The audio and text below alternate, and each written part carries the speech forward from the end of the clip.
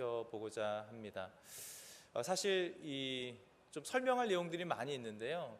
우리가 이제 금요 기도회라고 하는 이런 이제 한계 상황 속에서 많은 설명, 또 어떻게 왕정이 분열되었고 역사가 어떻고 선지자들이 누구 있었고, 사실 해야 될 이야기가 많이 있지만 오늘 이제 본문 자체를 가지고 우리가 말씀의 은혜를 살펴보고 그 말씀의 은혜를 붙잡고 기도하는 금요 기도회가 되었으면 좋겠습니다.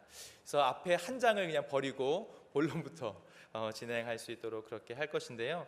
사실 우리가 이 나아만의 치유 이야기라고 하는 것을 우리가 주일학교를 다녔거나 아니면 교회에서 조금 신앙을 하신 분들이라면 두세 번 혹은 여러 번 이 나아만의 치유 이야기를 들어보셨으리라 생각이 듭니다. 근데 오늘 1절에 보면 이 나아만이라고 하는 사람이 어떤 사람인지를 좀 더 구체적으로 설명해 주고 있는데요. 우리 읽으셨지만 1절 말씀을 좀 천천히 같이 한번 더 읽겠습니다. 아람 왕의 군대 장관 나아만은 그의 주인 앞에서 크고 존귀한 자니 이는 여호와께 전에 그에게 아람을 구원하게 하셨습니다. 그는 큰 용사이나 나병 환자더라 라고 이렇게 1절은 시작합니다.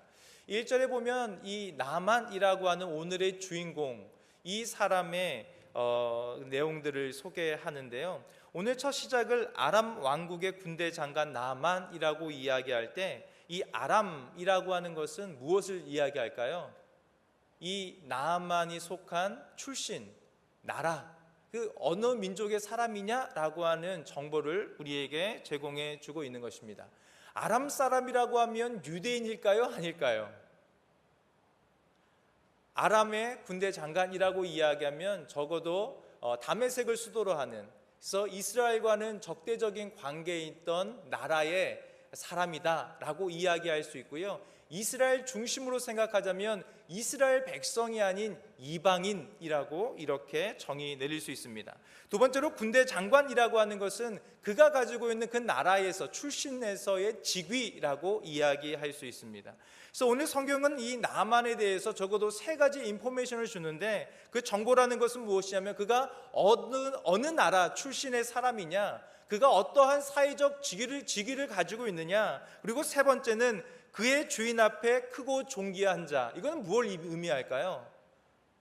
주인 앞에 크고 존귀한 자라고 이야기할 수 있는 그러한 사회적인 평판을 가지고 있는 사람이라고 오늘 우리에게 소개해 주고 있습니다. 그래서 아람 출신의 군대 장관의 직위를 가진 아주 크고 존귀한 자라고 하는 사회적인 평판을 가지고 있는 나만, 그것을 한마디로 촥 요약하면 뭐가 될까요? 오늘 후반전에 나오는 큰 용사.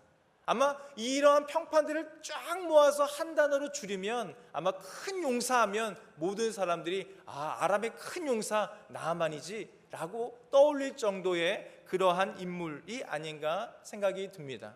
근데 재밌는 것은 이러한 존귀하고 크고 큰 용사라고 하는 수식어가 붙어 있지만 그에게는 치유될 수 없었던 치명적인 질병 하나를 갖고 있었다. 그것이 어떠한 질병이라고 성경은 이야기합니까? 나병이라고 이야기하는 것입니다. 우리가 이런 사전적으로 내용을 보면요, 이 나병이라고 하는 것은 눈꺼풀과 손바닥을 시작으로 반점이 온 몸에 퍼져가기 시작하는 병이라고 이야기합니다. 모든 털이 하얗게 변색이 되고요, 병에 걸린 부위에서 하얀 비늘들이 벗겨지면서 끔찍한 통증과 부종을 일으키는 질병, 이것이 오늘 나만 장군이 가지고 있었던 치명적인 그러한 질병이라고 이야기하는 것입니다. 근데 이 질병은요, 피부에서부터 시작해서 안 속에 있는 그 뼈까지 썩게 하는 것이죠. 그래서 갉아먹어서 온몸이 조금씩 썩어져 가는 질병, 그것이 바로 나병이라는 것입니다. 오늘에야 신약들이 많이 개발되어서 이것이 많이 완화되고 치료의 가능성이 많이 열려 있지만 불과 우리나라에서도 50년 전만 해도 나병 환자 촌에 격리시켜서 이러한 전염의 모든 것들을 착 봉쇄하는 그러한 정책이 있을 정도로 굉장히 심각한 전염병, 얼마 전만 해도요, 50년 전만 해도. 근데 오늘 성경, 이 구약 시대의 나아만 장군이 등장하는 이때에 이 나병이라고 하는 것은요, 사실 이스라엘 백성들이 생각하자면 이것은 신이 주어지는 질병인 거예요. 그러니까 하나님이 부어주는 저주와 심판의 대상자들에게 주어질 수 있는 질병 중에 치명적인 질병 하나가 나병이라고 이야기할 수 있습니다. 그래서 이 레위기의 법에, 이 구약의 법에 보면요, 나병이라고 하는 것은 온몸에 버짐이 생기고 질병이 확증이 되면 길거리에서 사람을 만나면 어떻게 해야 됩니까? 손을 흔들면서 저는 부정한 사람입니다, 저는 부정한 사람입니다 라고 자기가 누구인지를 밝히지 않으면 사람들에게 돌로 치어 죽임을 당해도 아무 상관이 없는 그러한 부정한 존재, 하나님으로부터 소외되고 어찌 보면 아람의 신으로부터 저주받은 사람, 그것이 바로 나아만이죠. 근데 재미있는 것은 이 사람이 가지는 이중적인 존재성입니다. 사람들에게는 큰 용사고 존귀하고 아주 평판을 가지고 있는 사람인데 그 안에는 썩어지고 문드러지는 그러한 치유될 수 없는 질병을 가지고 있었다라고 하는 것을 오늘 성경은 이야기한다는 것입니다. 근데 이러한 나아만의 존재의 이중성이 우리 성경을 읽다 보면 우리가 처하고 있는 이러한 신앙의 공경과 크게 다르지 않다고 하는 것이 중요하다는 것입니다. 성경은 인간의 예를 이렇게 이야기합니다. 하나님이 하나님의 형상대로 하나님의 생기를 부어러 넣어서 각 사람을 아주 특별하고 독특한 존재로 창조하셨습니다. 그러니까 이 세상에 나라고 하는 존재는 한 명밖에 없는 거예요. 60억 인구 중에서 나라고 하는 이 독특한 존재는 한 사람밖에 없는 것이죠. 이러한 독특한 형상을 가진 하나님으로부터 존귀함으로 창조된 우리가 또한 타락을 통해서 어떤 일이 벌어집니까? 존귀한 우리의 형상이 죄의 형상으로 일그러져 가기 시작하는 것이죠. 이것이 성경이 이야기하는 죄의 부패성이라고 하는 것입니다. 그런데 우리가 예수 그리스도를 믿고 있지만 만약 우리가 생명 되신 예수 그리스도께로부터 붙잡힌 바 되지 않고 우리가 그 생명이신 그리스도로부터 손이 떨어지는 순간 이 죄의 부패성이 우리를 다시 막 뭐라고 할까요? 썩어지게 하는 것이죠.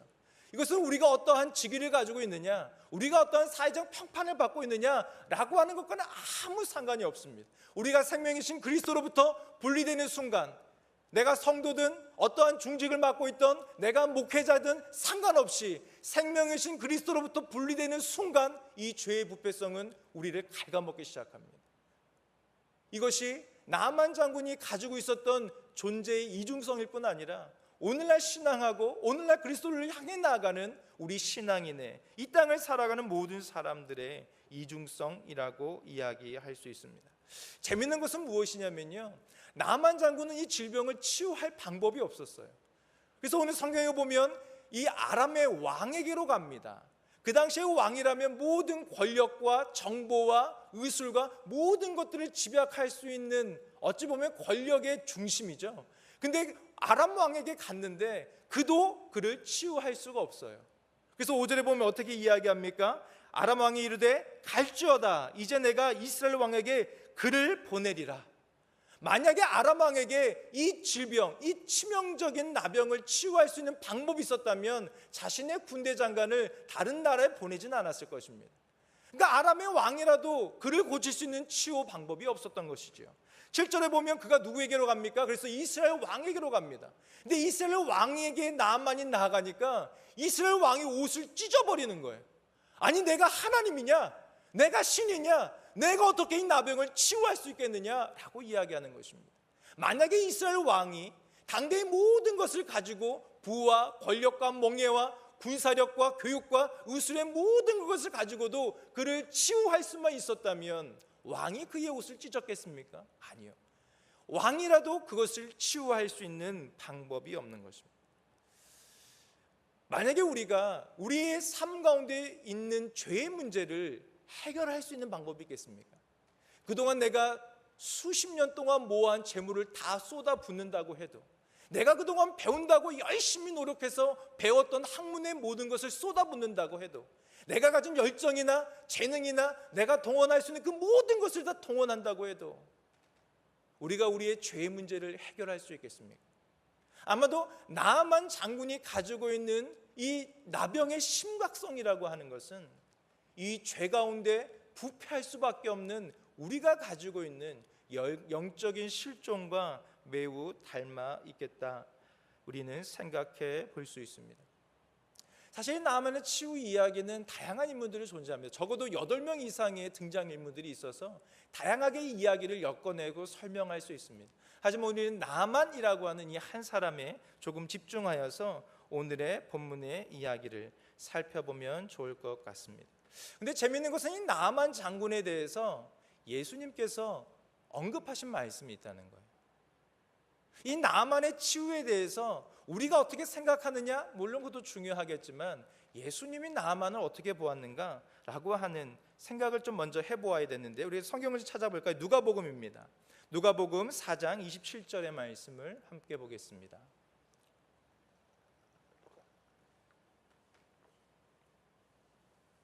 신약성경 누가복음 4장 27절의 말씀입니다.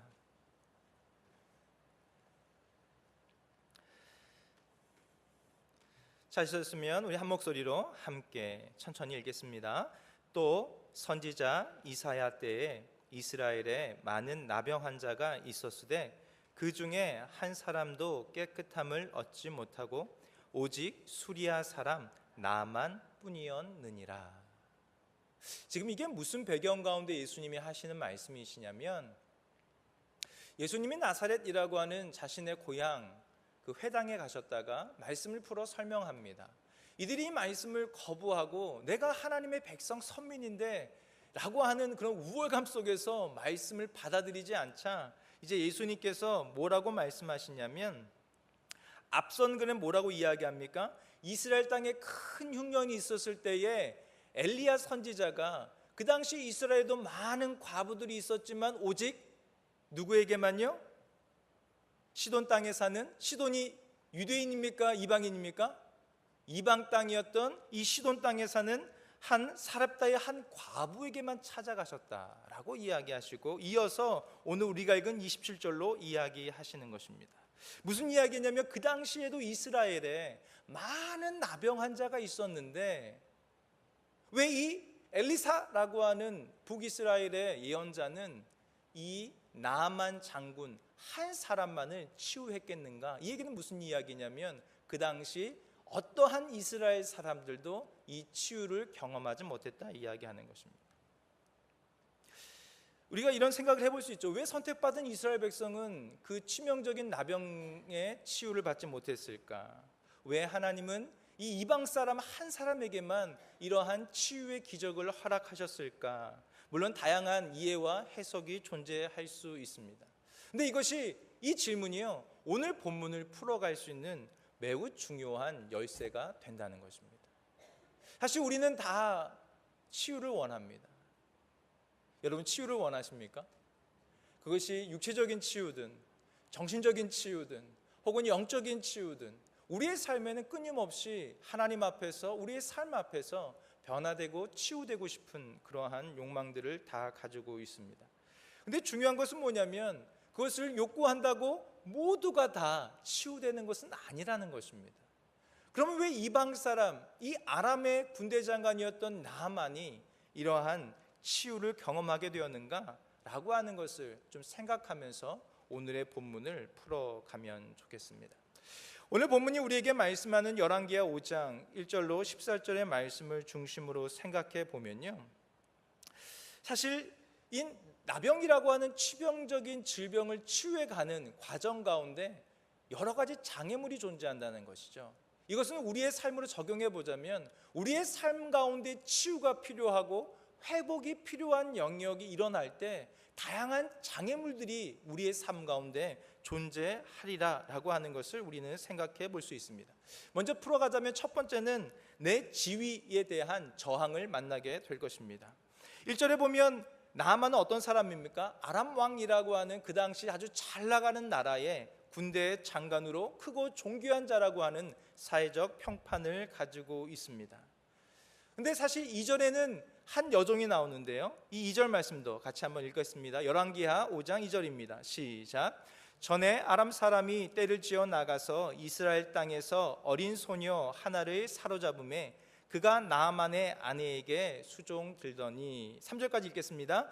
그의 여주인에게 이르되 우리 주인이 사마리아에 계신 선지자 앞에 계셨으면 좋겠나이다. 그가 그 나병을 고치리다 하는지라. 오늘 2절과 3절에 보면 한 여종이 등장합니다. 그의 직업은 뭐냐면 나만 장군의 아내, 이 아내를 수종들던 노예, 종이었다고 이야기하는 것이죠. 물론 종이라고 하면 사회적 직분을 보면 왕, 장관 혹은 관리 대신과 평민 중에서도 더 내려가면 종이 있겠죠. 근데 이 구약 시대를 잘 보면 종에도 등급이 있습니다. 그래서 재정적인 빈곤함을 가지고 재정이 파산되어서 스스로 종이 되는 사람, 이 종 중에는 가장 첫 번째 레벨이라고 이야기할 수 있습니다. 두 번째는 누군가에 의해서 종으로 팔려가게 되는, 팔려지는 사람, 이런 사람들도 또 종으로서의 일들이 일어날 수 있고요. 근데 이 여자, 이 어린 소녀 하나, 이 여종은 어떤 케이스냐면요, 전쟁을 통해서 전쟁 포로로 끌려와서 종이 된 경우. 그러니까 무슨 이야기냐면 어리고 이방 사람이고 전쟁의 포로였기 때문에 사실은 이 종 중에서도 가장 밑에 존재하는 그러한 그룹의 한 어린 소녀라고 성경은 이야기해요. 나는 지금, 그러니까 나만이 지금 치유를 받아야 되겠는데 문제는 뭐냐면요, 나는 지금 뭐예요? 군대 장관이에요. 크고 존귀한 자예요. 사람들에게 큰 용사라고 불림받는 사람입니다. 근데 그러한 내 지위가 있는데 지금 누구의 말을 따라야 돼요?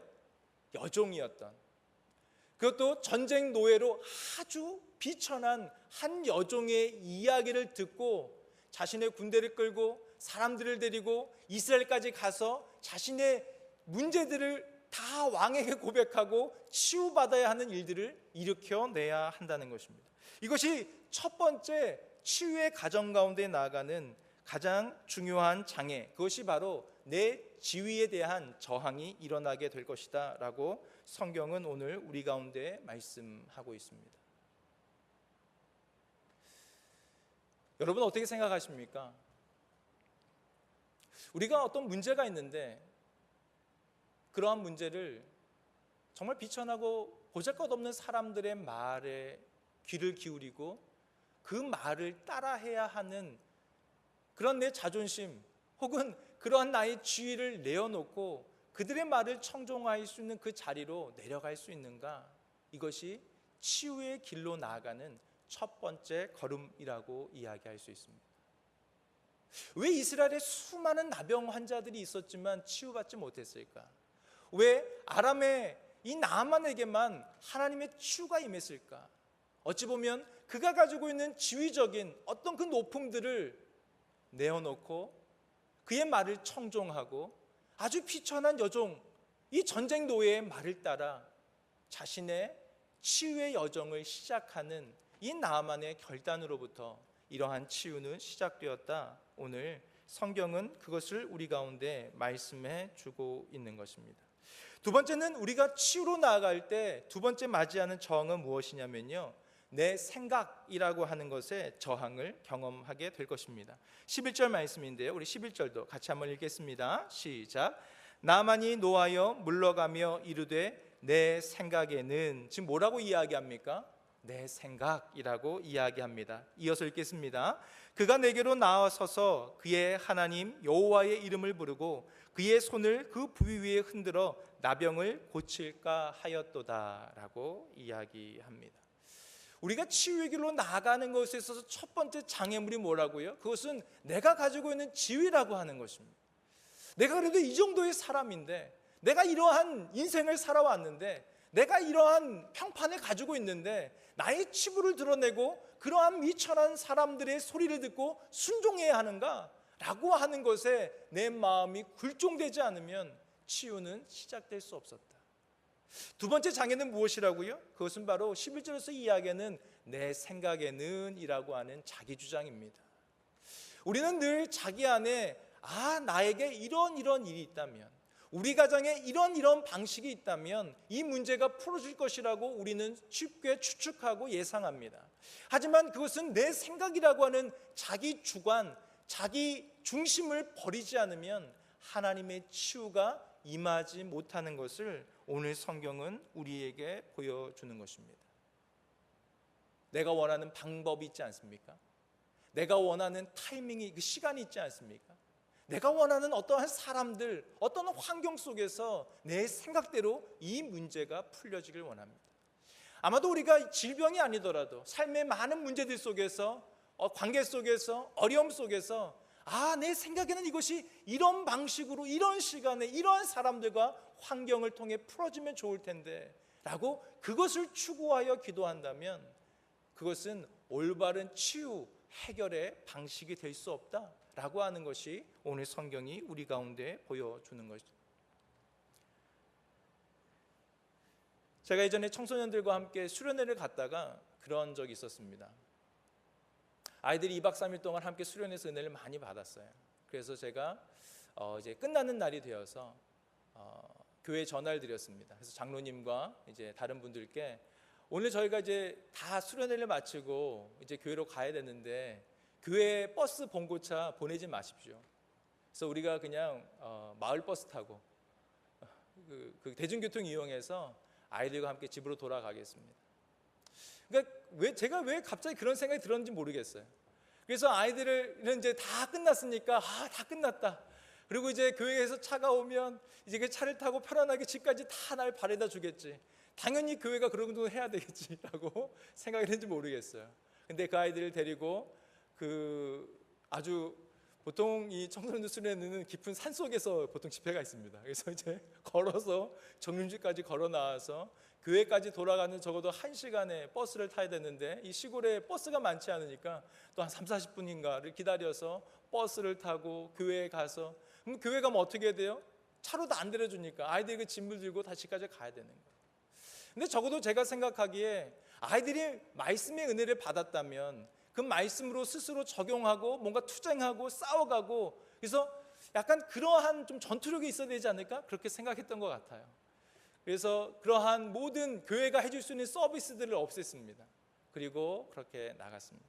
근데 버스 정류장에 기다리는데 한 아이가 그때 중2였던가? 아무튼 중학생 한 명이 저에게 목사님 너무한 거 아닙니까? 아니 교회가 이 정도는 해줘야 되는데 왜 버스를 안 보냅니까? 도대체 우리 보고 왜 걸어서 이렇게 집에 가라고 합니까? 라고 아이가 불평하기 시작했습니다. 보통은 우리가 어떤 것들을 풀어갈 때 내 생각에 이 정도는 해줘야겠지. 내 생각에 이러한 배려는 받을 수 있겠지. 내 생각에 이러해야겠지라고 하는 그러한 생각들을 가지고 있었는지도 모릅니다. 근데 우리가 치유로 한 걸음 나아가기 위해서는요, 이러한 내 생각이 포기되어야 합니다. 이것을 예수님은 자기부정, 자기부인이라고 말씀하시죠. 철저하게 나의 나된 것들을 포기하기 시작할 때 그런 것들을 거부하고 내 생각이 아니라 함께 할 수 있는 공동체와 사람들의 마음들을 사서 나아가는 그 방식을 추구하기 시작할 때 하나님의 은혜들이 임하는 것들을 보게 됩니다. 이것이 바로 두 번째로 11절에서 말씀하고 있는 내 생각의 저항들이 일어나기 시작한다는 것입니다. 세 번째로는 내 감정에 대한 저항이 일어나는데요. 12절 말씀입니다. 같이 읽겠습니다. 다메섹 강 아바나와 바르발은 이스라엘 모든 강물보다 낫지 아니하냐. 내가 거기서 몸을 씻으면 깨끗하게 되지 아니하랴 하고 몸을 돌려 분노하여 떠나니 라고 이야기합니다. 보통 분노라고 하는 감정은요, 무엇인가 내가 원하는 것이 내 뜻대로 되지 않을 때 일어나는 감정의 한 형태라고 이야기할 수 있습니다. 제가 인터넷에 이 분노의 원인이라고 하는 것을 찾아보니까 적어도 5가지의 원인이 있는데 그 중에 4가지가 이런 것들이었습니다. 내가 부당하게 대우받은 경우, 내가 생각하는 자신의 일이 제대로 진행되지 않았을 때, 자신이 존중받지 못할 때, 공개적으로 모욕을 당하는 경우에 분노가 일어난다. 이런 조사 결과가 있었더라고요. 아마 이러한 경우들이 나만이 겪고 있는 자신의 분노라고 하는 감정이라고 이야기할 수 있습니다. 사실은 나만은 처음부터 굉장히 화가 났던 것 같아요. 적어도 군대의 장관으로서 예물을 가지고 엘리사라고 하는 선지자 집 앞에 왔는데 선지자는 나와보지도 않고 산이 와서 적어도 손님이 먼 길을 왔는데 차 한 잔 대접하지 않고 손님을 맞아주지 않고 그를 바로 그냥 요단강에 가서 7번 씻으시오라고 말하고 맙니다. 아마도 자존심에 이런 상처를 입지 않았나 생각이 드는 것입니다. 그리고 자신이 원하는 그러한 방법이 아니라 이 요단강 별로 좋지도 않은 물에, 우리의 고향이었던 이 땅에 다양한 강들이, 좋은 강들이 많은데 왜 이곳에서 이런 일을 해야 하나라고 하는 이러한 분노들이 또한 회의들 가운데 일어났을 수도 있습니다. 그리고 치명적인 것은 무엇이냐면요, 오늘 뭐라고 이야기합니까? 여호와의 이름을 부르고 손으로 그의 부위 위에 흔들어 나병을 고쳐줄 줄 알았는데 그러한 방식이 아니라 몸을 씻으라고 한다는 것입니다. 제가 사실은 이 그림을 준비하지 못했는데 그 나만의 장군 이렇게 인터넷 찾아보면 여러분 여러 가지 이 성화들을 볼 수 있을 겁니다. 두 장의 성화를 제가 보고 내려왔는데요. 첫 번째 성화는 아주 위험 있는 이 장군의 옷을 입은 나만과 이 수하들이 엘리사 집에 도착합니다.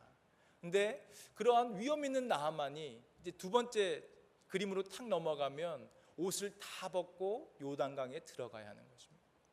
자신의 모든 권위와 위험의 상징들을 벗어내고 벌거벗은 몸으로 자신의 몸 구석구석에 있는 나병의 모습들을 가지고 모든 사람들이 보는 곳에서 그렇게 목욕을 해야 하는 그러한 수치와 모욕의 경우, 아마 이런 것들이 나만을 굉장히 분노하게 했던 것 같습니다.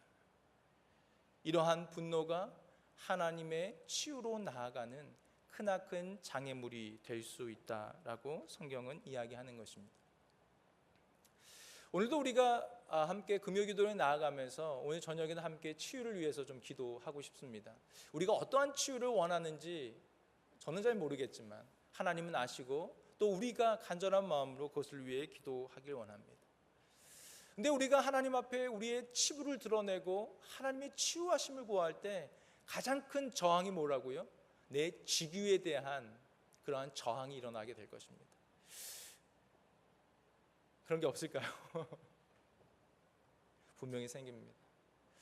아니 이렇게 오래 신앙생활하고 이렇게 열심히 하는데 왜 항상 주님의 말씀 앞에서 나는 이런 치명적인 나의 죄의 문제들을 또 오늘 회개해야 하고 또 왜 이 죄와 씨름해야 하고 다시 하나님 앞에 굴복해야 되고 하나님 앞에 엎드려야 하는가 라고 하는 치열함들이 우리의 마음속에 저항으로 일어날 수도 있습니다.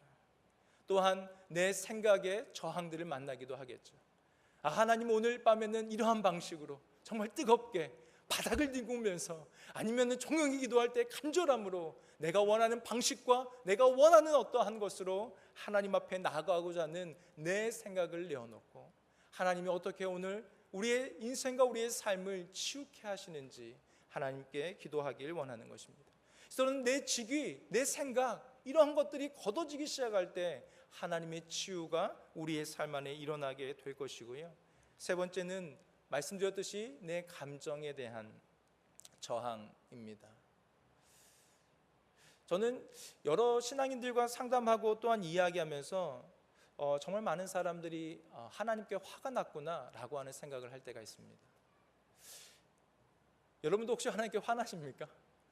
아니 이렇게 신앙하고 기도하는데 우리 가정에 이런 문제가 있지, 이런 어려움이 있지, 왜 이런 문제가 해결되지 않지, 왜 취업이 안 되고 결혼은 어렵고 자녀들은 문제 가운데 있고 여러 가지 문제들 속에서 답답할 때마다 많은 사람들이 마음속에 하나님에 대한 분노를 가지고 있습니다.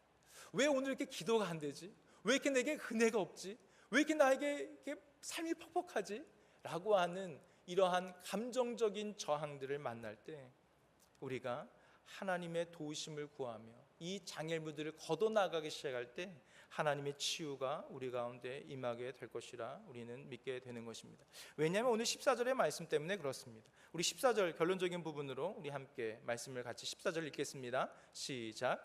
나아만이 이에 내려가서 하나님의 사람의 말대로 요단강에 7번 몸을 담그니 그의 살이 어린아이의 살같이 회복되어 깨끗하게 되었더라 라고 오늘 성경은 우리 가운데 말씀합니다.